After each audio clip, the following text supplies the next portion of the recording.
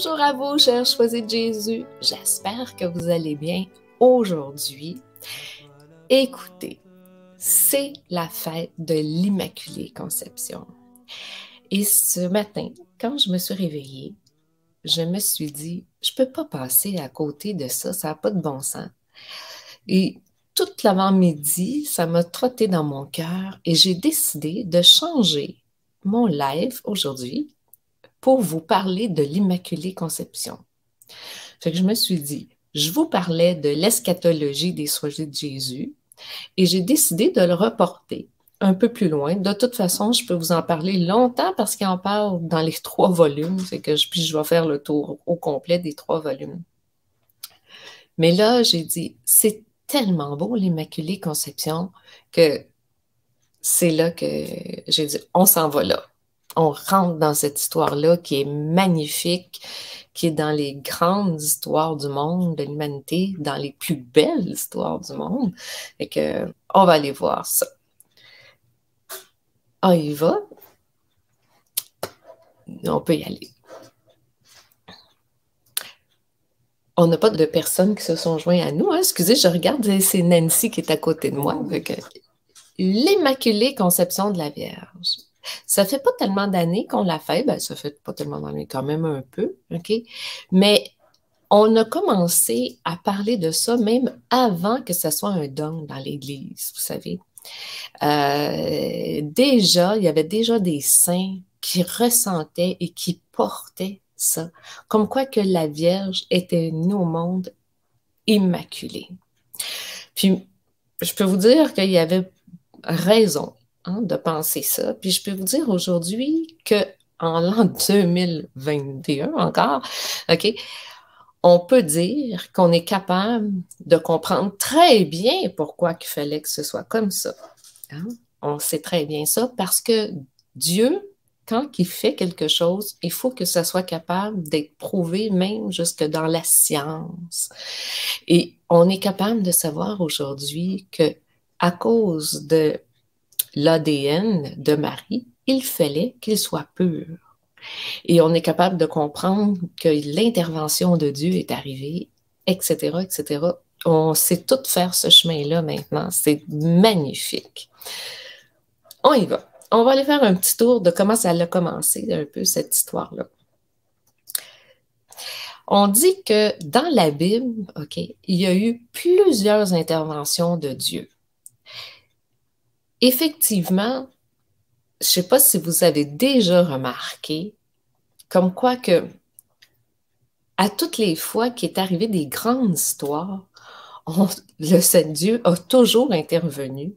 Et imaginez-vous donc qu'à chacune des fois, on avait souvent des femmes stériles. Fait que si vous remarquez, Sarah, qui était l'épouse d'Abraham, était stérile, hein, était sur le tort, hein, puis Dieu a intervenu et ça lui a donné Isaac. Rebecca était l'épouse d'Isaac. Imaginez, ça suit. Elle est devenue la mère de Jacob parce qu'elle aussi était stérile. Il y a encore eu une intervention de Dieu à ce moment-là. Là, elle a eu Jacob. Jacob, son épouse, c'était Rachel. Rachel aussi, elle a eu une intervention de Dieu pour avoir Joseph. Et on continue comme ça tout le long de la Bible, où est-ce qu'on rencontre, que ce soit Anne avec Samuel, que ce soit la mère pour Samson, tout le long de la Bible, on a de l'intervention de Dieu pour la lignée de Jésus. C'est de toute beauté. Un coup qu'on remarque, là, c'est vraiment beau. On va se rendre même à Élisabeth, hein? Élisabeth qui était aussi stérile, qui a eu Jean-Baptiste. Je sais pas, c'est comme là aussi. Puis Jean-Baptiste, c'était un des grands prophètes. C'était le grand prophète hein, dans la Bible après Jésus. Là, c'était vraiment lui. C'était lui qui devait annoncer l'arrivée de Jésus. Hein. C'est la voix qui crie dans le désert. Puis on a aussi, bien, Anne, la Sainte Anne, la mère de Marie, qu'elle aussi, hein, on sait qu'elle est tombée enceinte, c'était tard, hein, on a appris ça. Puis c'était la femme de Joachim, hein, c'est qu'elle a eu Marie. Fait qu'on voit là, tout le temps, là, je ne sais pas si vous avez remarqué, mais il y a toujours une petite intervention de Dieu là, qui dit oh, je vais leur donner un petit coup de pouce. Mais à chaque fois qu'il donne un petit coup de pouce, il donne des petites grâces hein, qui vont avec. Hein, c'est de toute beauté.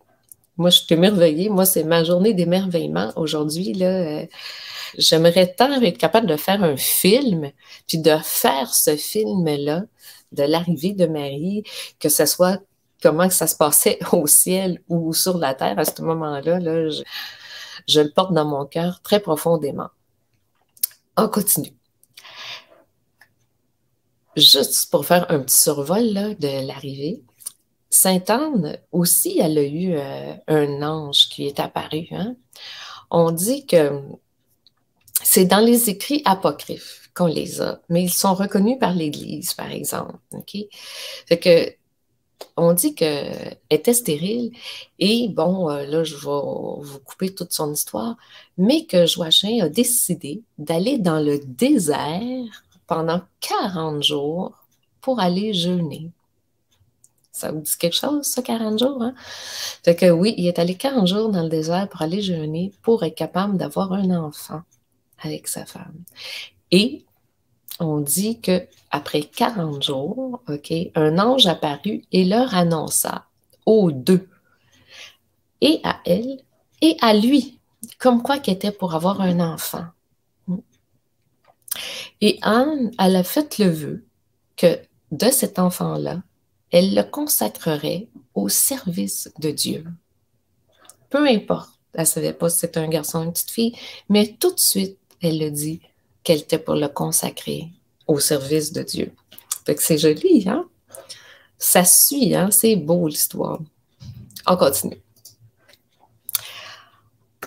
Ça, c'est l'icône que j'ai trouvée, OK, qui est dans la crypte à l'église Sainte-Anne de Jérusalem.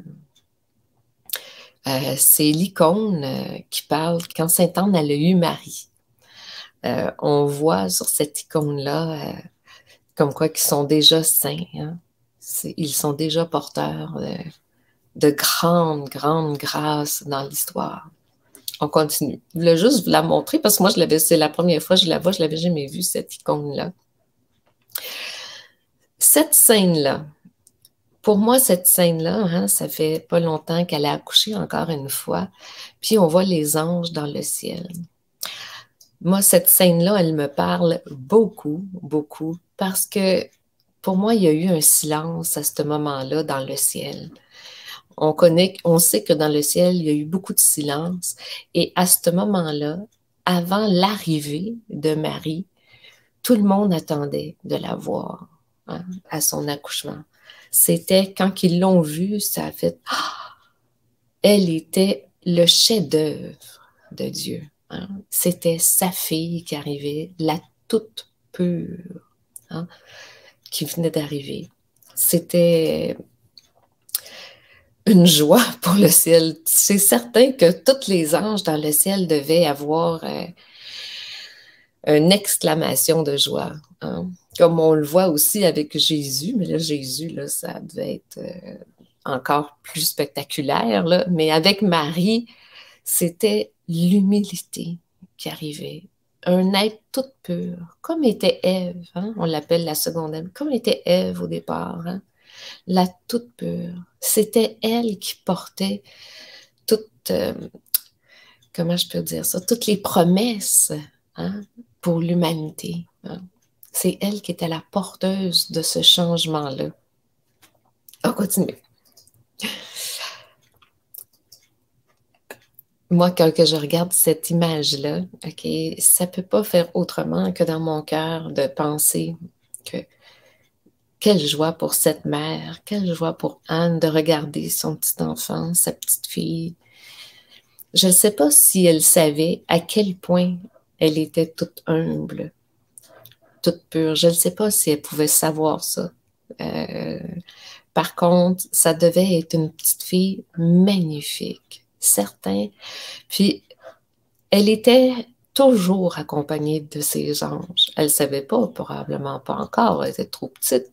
Elle ne savait pas qu'elle était pour être la reine. C'est certain qu'elle ne savait pas ça. Par contre, il devait avoir une cour d'anges alentour d'elle pour la regarder grandir, la protéger. Hein? Ça devait être de toute beauté. Excusez, là, je répète ce terme-là depuis le début, mais moi, j'ai été avec les Maris pendant plusieurs années et j'ai étudié Marie pendant plus de 10 ans. C'est sûr que je l'ai médité et porté, cet événement-là, dans mon cœur longtemps, longtemps, longtemps. Donc, moi, je suis en émerveillement ce matin, en tout cas, à cause de ça. On continue. On dit que Marie est la comblée de grâce. Hein? On le sait, hein, Marie, bon, c'est la comblée de grâce. Et ça, c'est très important. Elle est la première rachetée par la croix. Pas par le péché, parce qu'elle n'a pas connu le péché, ok? Mais elle est déjà à l'intérieur de l'action. C'est l'Église qui nous dit ça. Hein? Elle est déjà à l'intérieur de la rédemption.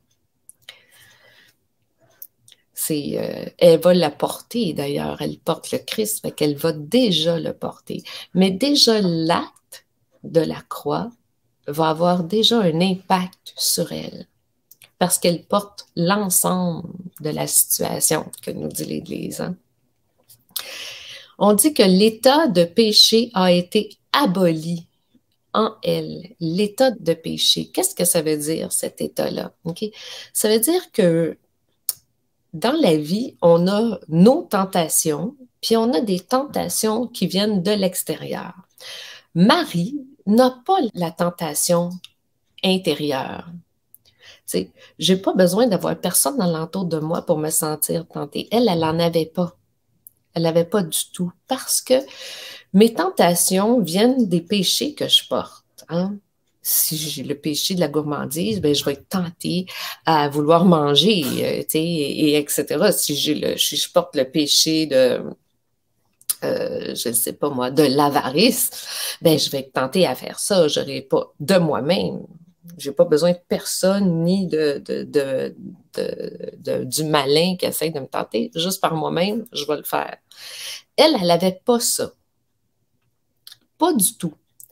Les seules tentations qu'elle avait, c'était des tentations qui proviennent de l'extérieur. Okay?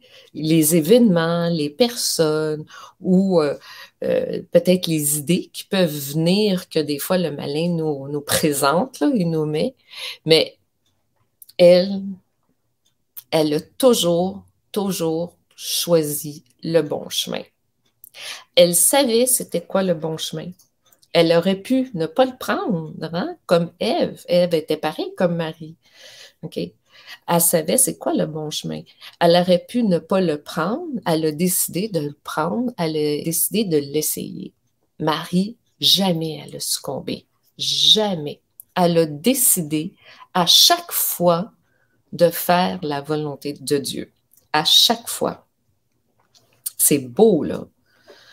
T'sais, elle le savait. Elle a toujours été libre. Toujours. Puis elle le savait, elle l'a fait. Fait que, on dit qu'elle n'avait pas été exemptée de la tentation. C'était notre Marie, hein?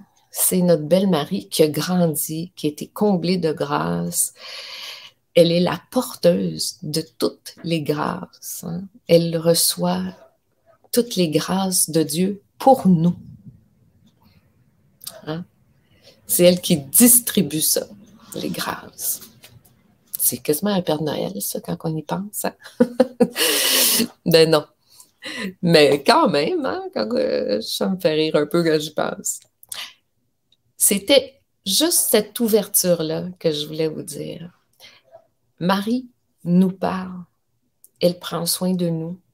Elle est arrivée ici pour un rôle très important, une mission très importante pour l'humanité. Puis l'humanité jouit de tout ce qu'elle a fait, de tous les choix, de chaque jour qu'elle a fait pour nous. OK? Aujourd'hui, on en a les répercussions, tous et chacun. C'est beau, hein? C'est tous les jours de sa vie, là. Tous les jours de sa vie, elle n'a jamais succombé. Elle a toujours décidé de suivre la volonté de Dieu. Toujours. Elle porte beaucoup de grâce et beaucoup d'amour. Cette belle petite madame. J'aurais aimé avec vous faire cette prière-là. C'est la prière de Sœur Faustine que je récite pratiquement chaque jour. Mais je la trouve tellement belle, tellement belle. Si vous voulez, avec moi, on va se mettre en prière, puis on va la faire pour elle aujourd'hui. Au nom du Père, du Fils et du Saint-Esprit. Amen. Marie, ma mère et ma reine, je te confie mon âme et mon corps, ma vie et ma mort, et tout ce qui la suivra. Je dépose entre tes mains, ô ma mère, couvre mon âme de ton manteau virginal et donne-moi la grâce de la pureté du cœur, de l'âme et du corps. Et par ta puissance, défends-moi de tous les ennemis et spécialement de ceux qui cachent leur méchanceté sous le masque de la vertu. Ô lys ravissant, tu es pour moi un miroir, ô ma mère. Elle est pour moi un miroir. Faites-en un miroir. Elle est l'exemple, la meilleure exemple qu'on peut avoir. Elle est l'objectif de tout être humain. Hein? Par la mort du Christ sur la croix, il va nous purifier de tous nos péchés. On va devenir comme elle, immaculée. Un jour. Puis pour ça, eh bien, nous avons tout ce qu'il faut hein, avec les choisis pour se rendre là. On dit notre oui ici comme elle. Hein?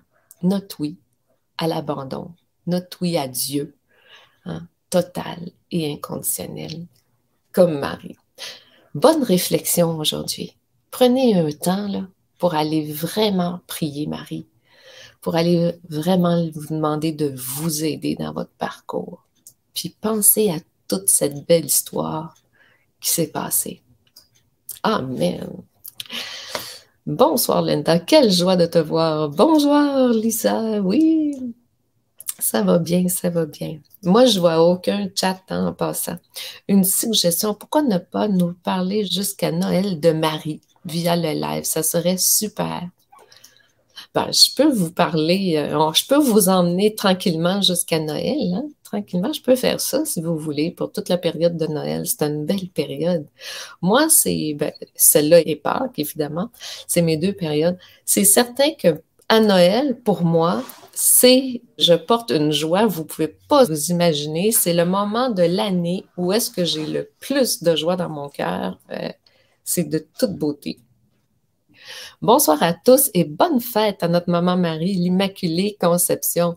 Oui, c'est sa fête de naissance hein, qu'on fête aujourd'hui. On l'a mis dans le calendrier, l'Église nous a donné cette opportunité-là. Oh, vous savez qu'il y a beaucoup d'églises hein, d'Immaculée qui sont consacrées à elle. On en a une à Sherbrooke, une Immaculée Conception. Il y a des événements toute la journée, il va y avoir des consécrations à Marie, il y a toutes sortes de choses qui se passent.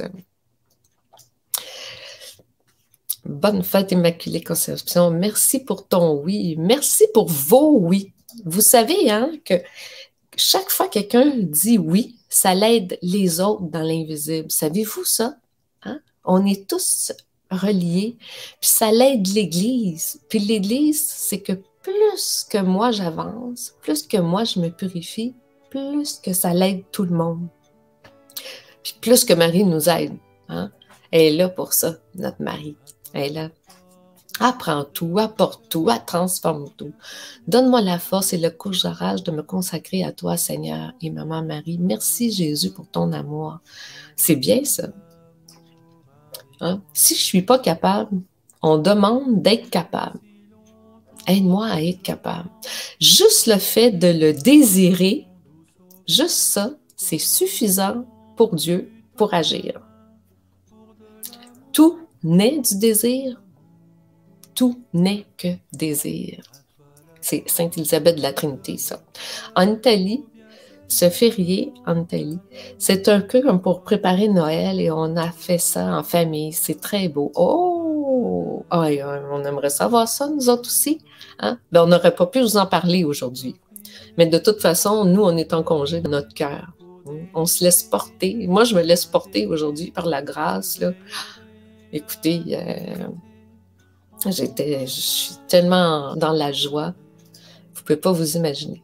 Je vous le dis, là, je pouvais faire un film, je ferais un film magnifique de toute cette arrivée-là, de tous les anges là, qui devaient attendre de voir cette petite merveille-là. Et quand ils l'ont vue, quelle beauté, quelle humilité. Hein? Ils devaient tout ressentir qui elle était. C'était leur future reine hein, qui arrivait. Ah, moi, je suis remplie d'amour. C'est de toute beauté. Eh bien, sur ça, je vous laisse. On se revoit dans 2 semaines, juste avant Noël. Hein?